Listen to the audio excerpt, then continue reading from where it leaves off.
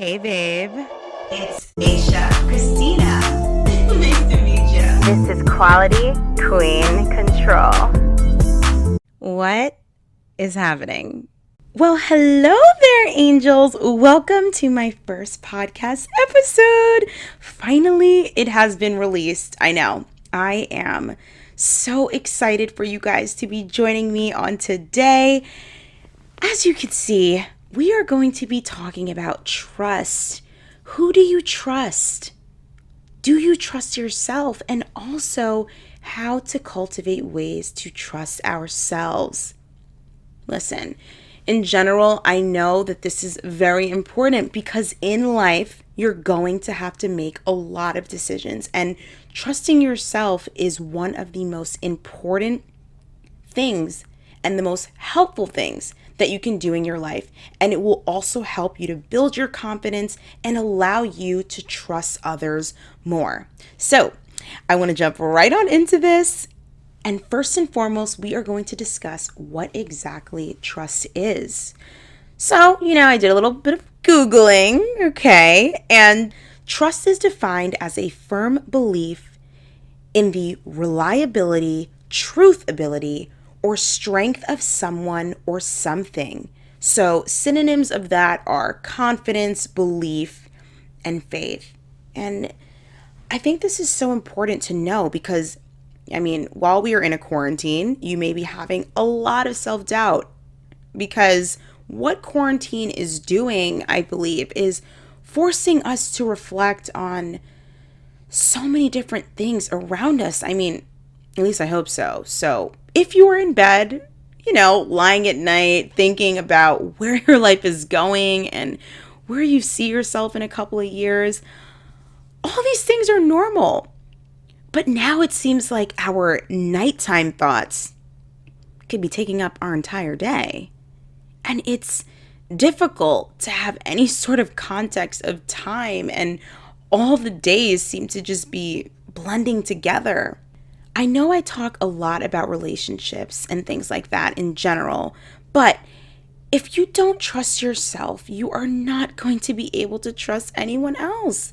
And this is going to affect your relationship with everyone else because the relationship that you have with yourself is one of the most important relationships that you will ever have. And it's absolutely going to require you to reflect and put in the self-work and become the quality queen that I know that you can be.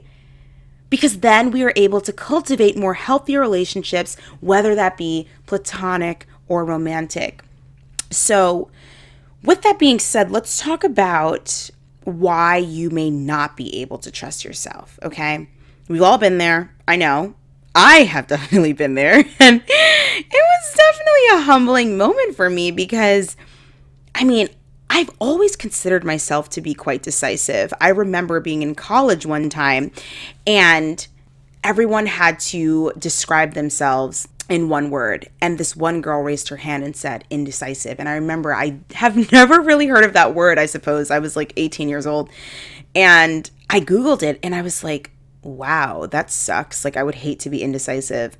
And oh boy, does life have a funny way of humbling you. There was a time in my life where I reached a point where I felt very indecisive and it was the most uncomfortable feeling for me. And I absolutely do not appreciate it at all, to be quite frank. But however, it made me that much more grateful to be exactly where I am right now, right here in this moment, talking to you. Anyways, as I was doing research on this topic, I stumbled across an article written by Mark Manson, who also is the author of the book, The Subtle Art of Not Giving an F.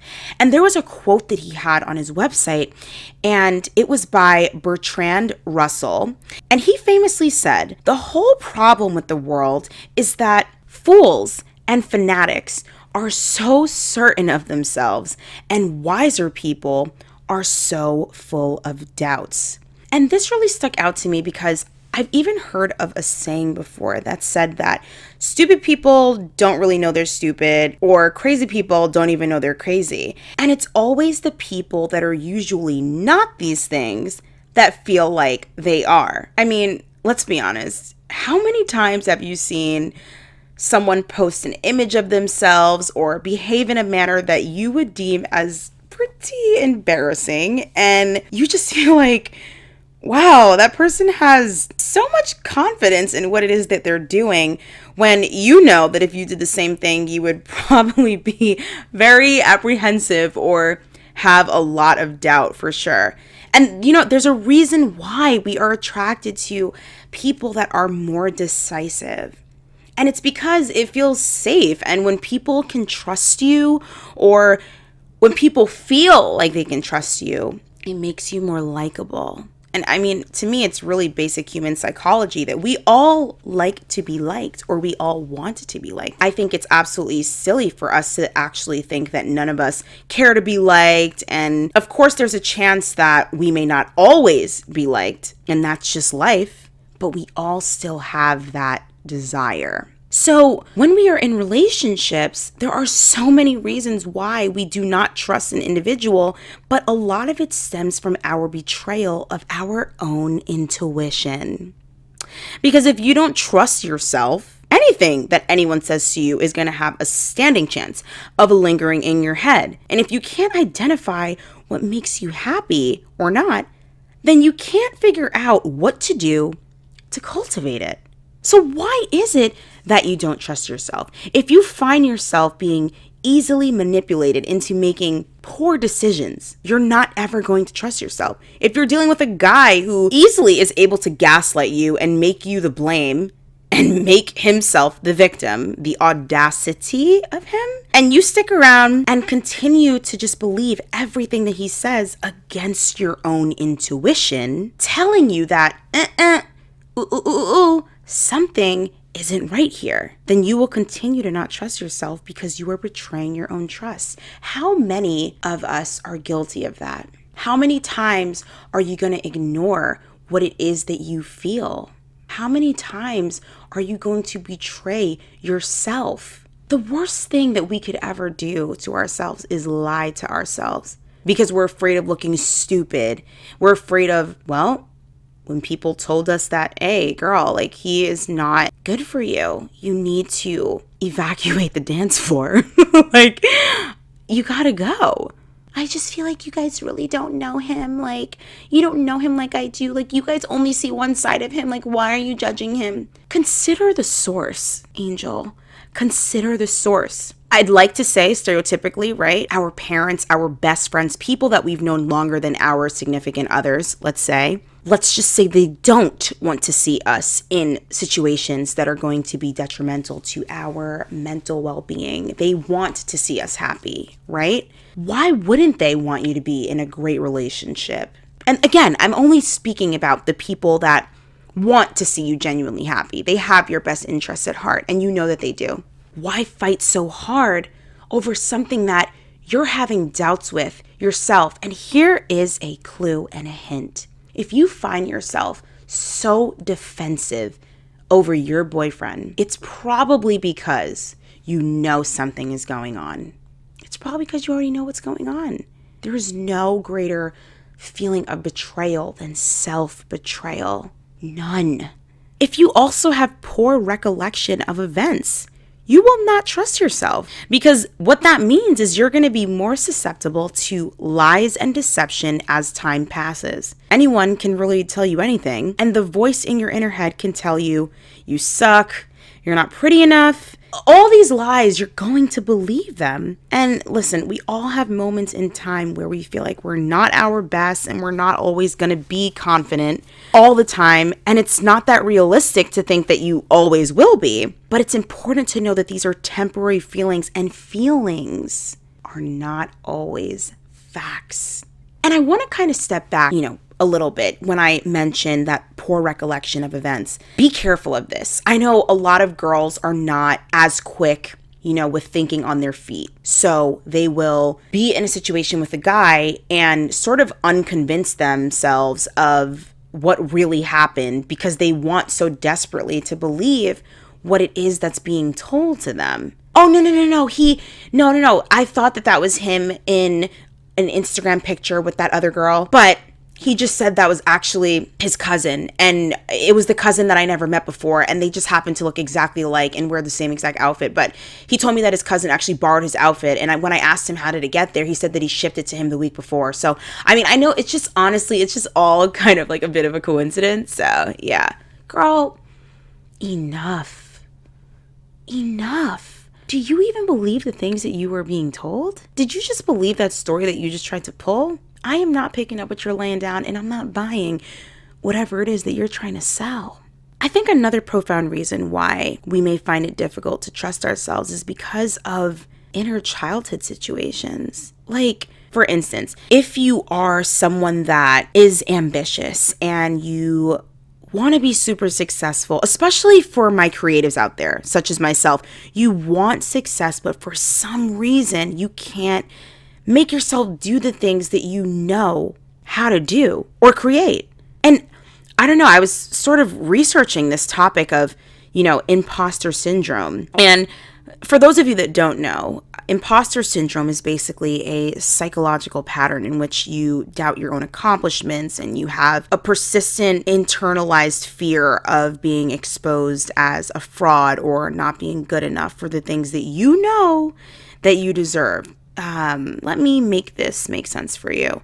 In life, as we grow up, we are forced to do so many different things, like adults telling us what to do, when to get up, when to brush our teeth, all of these things. So your inner child at certain times in your life sort of rebels against what adults try to coerce us to do because of the fact that we were forced to do them. So we'll spend a pretty significant portion of our life being coerced into doing things that we don't really understand. And then when you finally get to the point where your inner child is sort of in a rebellious-like state, this is where the self-sabotage begins. And the reason why a lot of these sort of, reward systems, like these apps that they have to, kind of like gold star apps and things like that, or the social pressures that we tend to put on ourselves don't work, is because we are trying to coerce ourselves to do things. And our inner child is rebelling. And that part of us that we hated when adults would dictate to us what we should be doing, how we should be doing it. And let me know if some of you are actually feeling like this right now. I know a lot of us are quarantining with our parents, and it's just like, oh God, we will just never be adults to them. It is insufferable sometimes. But essentially, it's pushing back. That's what we're doing. We're pushing back. So what do we do as adults when we don't really feel like doing something? Well, we're going to spend the whole afternoon binge watching Netflix, watching a bunch of movies, or maybe even eating a bunch of junk food. If you think about that, when your parents, when you were younger, punished you for something or you were upset over something, more than likely, whatever your vice was, whether that be food or binge watching movies and eating food at the same time, or playing with Barbies, or researching something online, or whatever the case is, you're going to go back into that sort of safe space, that vice for yourself. So if you think about it, as adults, when it comes to pushing ourselves to doing what it is that we want to do, we're sort of rebelling against ourselves because we are having this internal battle. I hope I'm making sense. And we resort to those same vices. Instead of maybe planning out the rest of my week, instead I'm going to go on Instagram all day and maybe compare myself to a bunch of people on Instagram. Because that's honestly probably what's going to happen, babe. Or instead, I'm going to watch a billion shows on Netflix and eat a tub of ice cream while I'm doing it. These are vices, and this is what we end up doing instead of focusing on what it is that we really want to do. And I think another reason why we don't trust ourselves is because of a fear of failure, having self-doubt, holding yourself back. I don't want to look bad. I don't want to fail. Angels, none of us want to fail. I don't want to fail. But I also have the understanding that I'm human. You are human. And guess what? We are going to make mistakes. And the more in touch you are with yourself, the less likely you are to make so many mistakes, as opposed to someone that is, well, completely out of touch with who they are. Understand that it's not a bad week. It could just be a bad day. And the things that we tell ourselves and our thoughts are so important because that's what's going to affect us for that day, that week, or that year. So now let's shift gears and talk about ways that you can start to build this trust in yourself. I think the number one thing I would have to say is always be yourself. Be authentic to yourself. And if you don't know who you are, that's okay. I don't know how old you are listening to this right now. Hi, hello. But I think it's huge of you to even admit, listen, I'm lost right now. I don't know who I am right now. We all go through it. Trust me. But your first mission in life, like Oprah Winfrey said, is to find your purpose. That is your first mission in life. If you don't know you, then it is impossible to be you. Because who are you going to be? How can you be a better sister, cousin, aunt, girlfriend, wife one day if you don't know who you are? You're going to utilize these identities that come second to our own personal identities to mask and distract ourselves from who we really are. Who felt that? It is so good and it is so true. I think another way to trust yourself is to be kind to yourself. This means really loving yourself, and the journey is tricky. The journey is up. The journey goes down. It's life. It happens. It happens to all of us. And I think our inner self-talk is what's going to help us to create that sort of safe space and environment within ourselves so that when we reflect and we have negative moments, we have the understanding that it is not the end of the world. It may feel like it. I'm breaking right now. I don't know what to do. I don't know where to go. I need help. But understand that there is a light at the end of the tunnel. And in order to do that, you have to spend time with yourself. And that takes me to my next point, which is spending time with yourself. If you don't trust yourself, you're going to feel uncomfortable spending time with yourself and reflecting. You're going to try and distract yourself, keeping busy all day, constantly getting involved in different activities, thinking about frivolous things. And a lot of the times, people that have this sort of idle mind, idle mentality are normally going to be people that are in a lot of drama. And they're very gossipy. Because why? Small minds discuss people, big minds discuss things. And that's on that. Actually consider that. We all have a friend that is always gossiping about something. Or maybe we've had a friend, because we don't all have these friends. We've all had a friend that just is always talking about this person and that person and what they feel about this, and just so many unsolicited opinions. It's like, what do you actually do in your day? I even saw this quote that said, if you are bored, or if you were ever bored, especially during this quarantine, that is life telling you that you are wasting time. You're wasting time, sweetie. I kind of don't even really understand how many people could be that bored. But then again, maybe I am biased because I do work from home. But at the same time, I just feel like there are so many things to do in dating yourself and taking this time, especially because none of us can really go anywhere. So what are you going to be doing with your time? Now is the time to cultivate that trust within yourself, to redirect your life, to come out of this thing, like a time machine, like back better than ever, baby. Back to the future or something. I don't know. What are you going to be doing with your time? Next, I want to say, write all the things down that you like about yourself and have a journal. Have a journal in general. Write down what you're grateful for. Keep track of the things that you love about yourself and any accomplishment that you've celebrated. And this is really important because this will show you that there are so many positive qualities that you possess. So when you have these negative moments, and they will come, Angel, trust me, they will come. Look over that list and remember who you are. I also want to say push yourself. This is so important because I am currently doing this right now. When you step outside of your comfort zone, it can feel so uncomfortable. And a lot of the times, this is where the true growth begins because you are forced to trust yourself. It's like, okay, this is a decision I made and I gotta keep on going. And then boom, next thing you know, you're in the groove of things and everything is going to work out for you. Don't limit yourself. Don't allow your perception of yourself to be the boundary and the wall between building yourself up and stop you from achieving what it is that you want. Okay? You see it, you like it, you want it, you go out and you get it.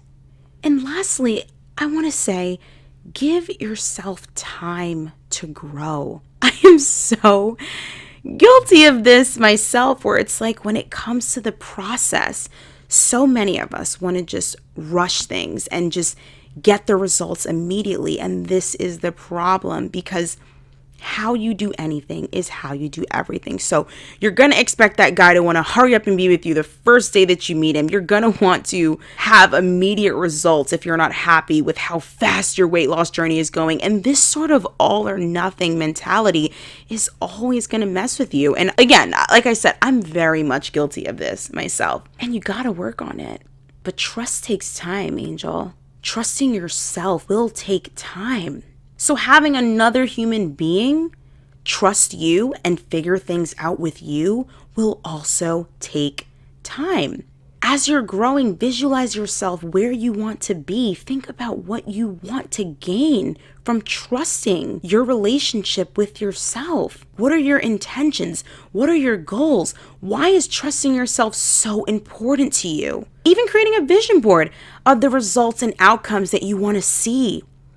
And by visualizing this, it will manifest and be very life-changing. If you know, on my channel, I have mentioned a couple times before that I've been doing vision boards for about 2 to 3 years now, I want to say. Or maybe definitely the last 2 years. I've always kind of implemented writing down my goals, but I mean, really making this vision board was so groundbreaking.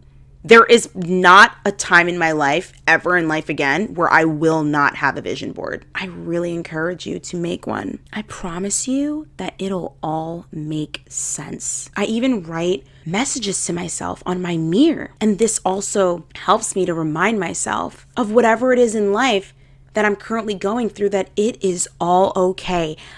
I am right where I need to be. Everything is working in my favor. I really hope, angels, that this first episode of the Quality Queen podcast has encouraged you guys to trust yourself more. And if you are someone that is faith-based like myself, lean not on your own understanding. Whatever it is that you believe in general, I believe in trusting God with all my life, with all my heart, with all my decisions. And there are going to be times where we fall, we get back up, but it's about getting back up. This is the process. Trusting Him, trusting ourselves with our lives, and seeing that true shift and transformation and that change. So, my beautiful angels, that wraps up this first episode of Quality Queen Control. I hope you angels have enjoyed it, and I will see you guys in my next one. Mwah.